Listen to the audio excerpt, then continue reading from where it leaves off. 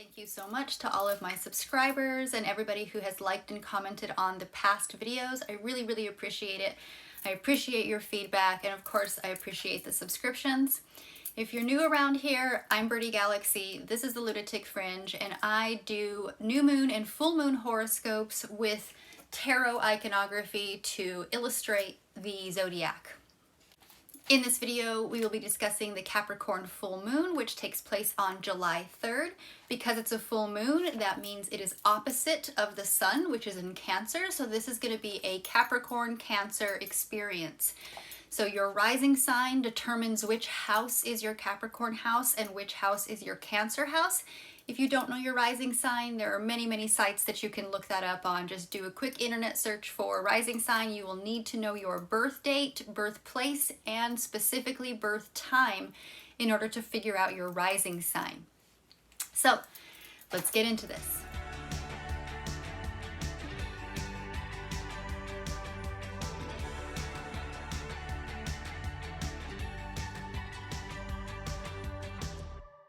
Okay, Cancer rising, this full moon is happening in Capricorn, which is your 7th house, which means the sun is in the opposite house of Cancer, which is your 1st house. So let's start with the sun. The sun, we have our sun, vital energy, creativity, joy, and just the general warmth of the sun. And the sun is conjunct Mercury, which means the two of them are in the same spot in the sky right now, harmonizing their energy together, working together. So Mercury is the magician. This is the energy of manifestation, magic, action, and communication. Now, both of these planetary bodies are in your 1st house, the house of self, the house of perspective, image, what you look like, how you are perceived by others, as well as how you see the world. So every Cancer season, every mid-June to mid-July, when the sun is in Cancer, it lights you up. It lights up who you are, how you look, your self-confidence, your self-expression. So this can really bring a heightened focus on self-expression, communication, particularly in the matters, because we have Mercury here too. Mercury is the messenger. Mercury is communication. So it's not just the sun shining on you, but there's a lot of messaging going on around you. So this can really put this spotlight, this focus on your communication, particularly in matters relating to emotions and personal identity. This alignment can inspire introspection, deep conversations, and a desire to articulate your feelings and your needs with clarity and sensitivity. Perhaps you've been feeling unheard, or that your words have fallen on deaf ears. Well, this is a time to get your message out there. This is a time when not only the sun, but Mercury are shining on you.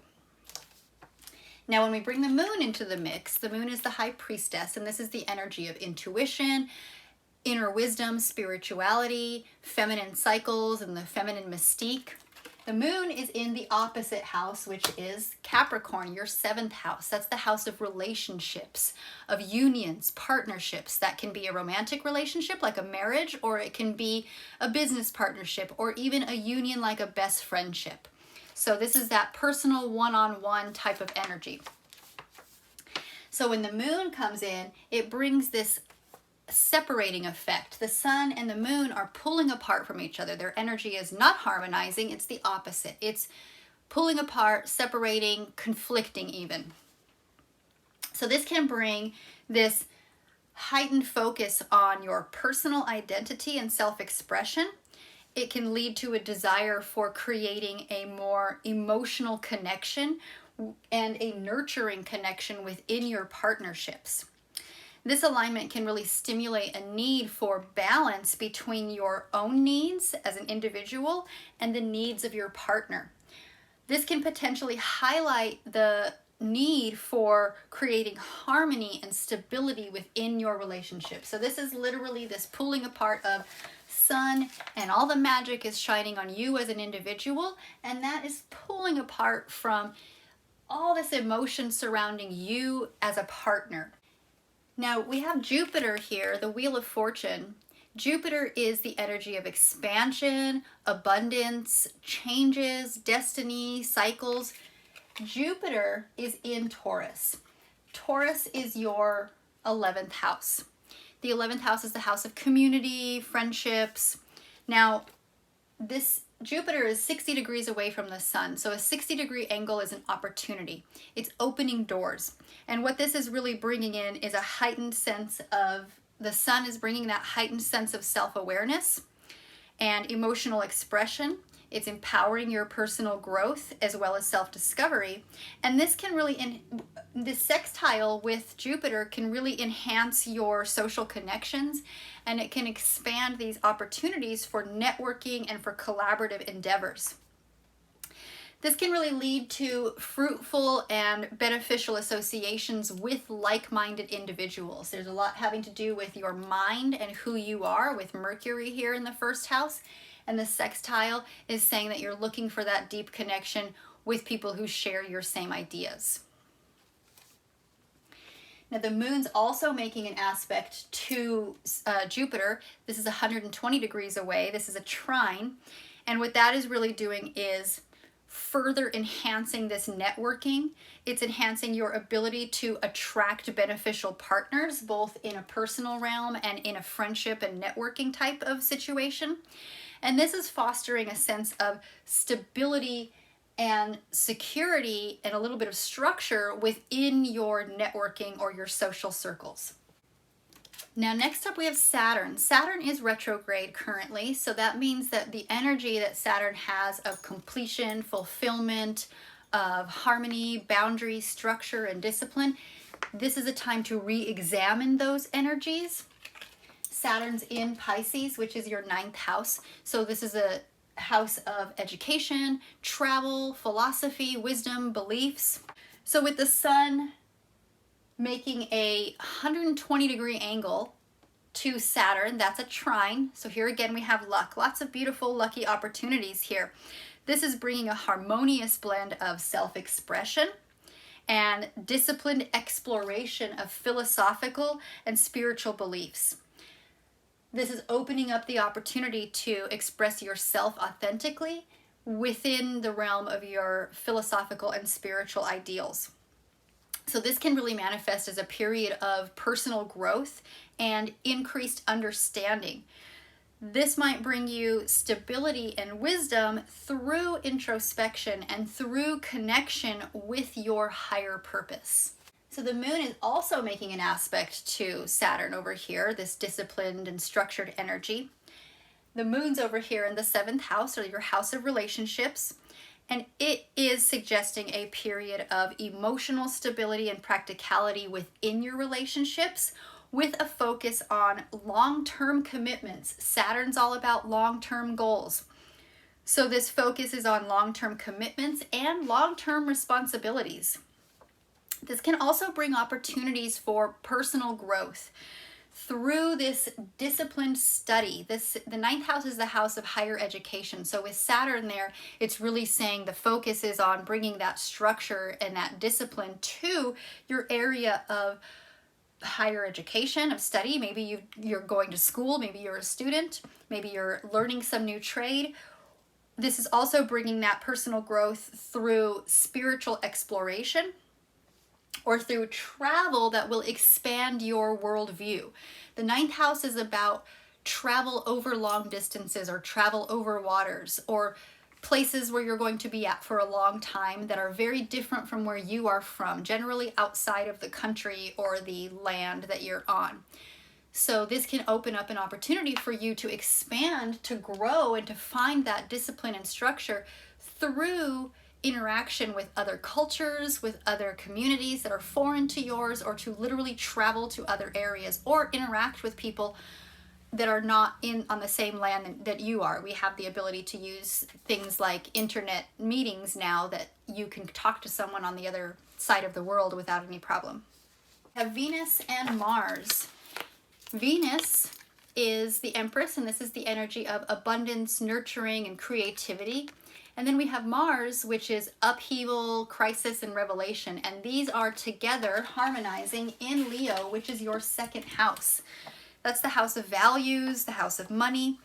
So this aspect of these two planets coming together and harmonizing in your 2nd house is really igniting a passionate and confident energy surrounding the matters of your personal values, your self-worth, and your financial abundance. This alignment can really inspire you to assert yourself in financial endeavors and to seek validation through perhaps luxurious or creative pursuits. Your house of values has this very Leo energy to it to begin with. So bringing this fiery Mars and passionate Venus here is just fueling that fire even more. Venus and Mars are making a square to Uranus. Uranus is the Fool. This is the energy of upheaval, but it's unexpected changes, really. It's spontaneity. It is innocence, naivete, new beginnings. It's this leap of faith is what Uranus energy is. And Uranus is also in Taurus with Jupiter. But this time it's making a square aspect to this Venus-Mars conjunction in your second house. So what this is really doing is inspiring you to take these bold and daring actions to pursue your desires. It's important to exercise caution, of course, and to consider the long-term consequences before making any impulsive decisions. But there's a lot of potential for action, energy, and passion surrounding your finances right now, Cancer. Jupiter and Saturn are also 60 degrees away from each other. This is bringing the opportunity for expanding your social circle and networking within your community, and that can lead to fruitful collaborations and supportive friendships. Now, the alignment between Saturn and Jupiter is really inspiring a deeper exploration of your philosophical or your spiritual beliefs. This is encouraging you to question or to restructure your long-held beliefs and to seek wisdom through introspection and self-reflection. Saturn's all about discipline. Pisces is your house of self-reflection. Pisces is associated with diving deep into your spiritual self. And for you, that being in your house of philosophy, that is where you find that spiritual self, is through beliefs, philosophies, wisdom, higher education, interaction with others, interaction with people who have ideas that are foreign to yours or different from yours. That's where you're going to find some spiritual growth. Now, lastly, Cancer, I have transiting Neptune, which is the Hanged Man. Now, this is the energy of surrendering, of letting go. It's a very spiritual energy. Neptune's at home in Pisces in your 9th house, so it's further enhancing that spiritual introspection, that diving deep into who you are on a deeper, more spiritual level.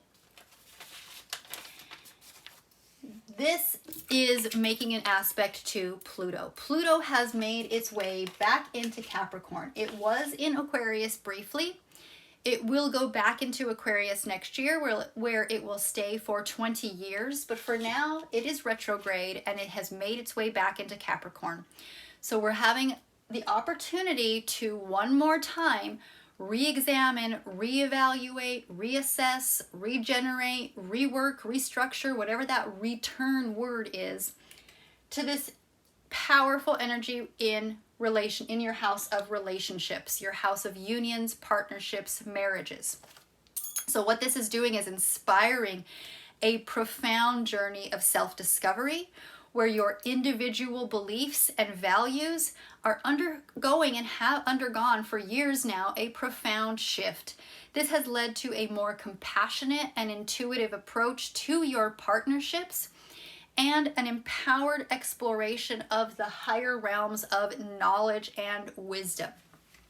So you're back in this energy of deep transformation of who you are within a union or a partnership. And that is opening up opportunities with your deep spiritual self, with your deep philosophical self and your value and beliefs. Okay, Cancer, that's all I have for you. Thank you so much for getting to the end of this video. I truly appreciate you, and I hope to see you in the next video. Thanks. Bye.